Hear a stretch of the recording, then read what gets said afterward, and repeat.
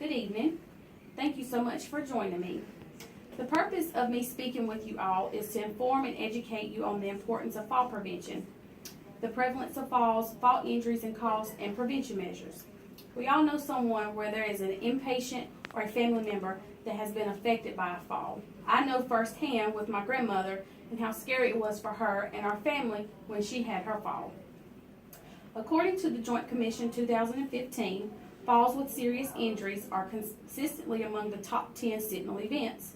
Reported that every year in the United States, hundreds of thousands of patients fall in hospitals, and 30 to 50% of them result in an injury. Falls resulting in an injury are a prevalent patient safety problem, especially in the inpatient setting. With these falls, if an injury occurs, these patients will require further treatment and sometimes prolong their hospital stay. When a patient falls and has been injured and an injury has occurred, the cost is roughly $14,000 that the hospital, has to pay. Some of these costs go towards x-rays, CT scans, extra hospital stays, and even surgery. Since the hospital is responsible for the cost, it takes money away from well-deserved raises and new equipment that may be needed for our unit. So let's talk about some prevention measures.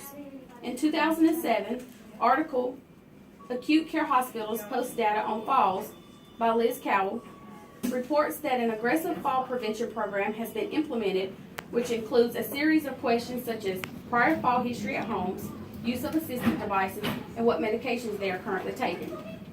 Precautions that can be taken while in the hospital should include the use of the Morse scale, which assesses for fall risk, night lights, decluttered rooms, non-skid socks to give some stability for the weaker patient, bed alarms, chair alarms, and lastly, bedside sitters. When all of these measures are used, we see a decrease in falls, injuries, and costs. It is important for all staff to be familiar with the policy and must be educated on preventive measures. During shift change handoff communication report should be done at the bedside. The bed alarm should be engaged if not. Educating the patient as well and instructing them to call before you fall to ensure them that their safety is our priority. As a nurse on this med-surg unit, we have had 17 falls since January the 1st up until now. According to the 5 easy steps to prevent falls, a book by Deanna Gray states that up to 50% of hospitalized patients are at risk for falls. So we must check their fall history. How many falls have they had within the 3 months?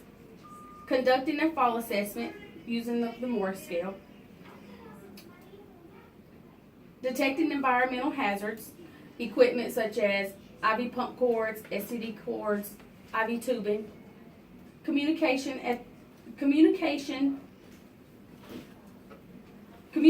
the fall risk, signage, walking rounds, and report.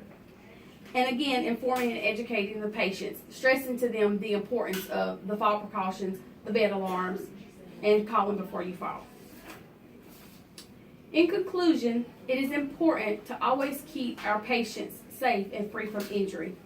There are many ways to prevent falls from happening, and if those resources were used every time, the number of falls and injuries would decrease tremendously.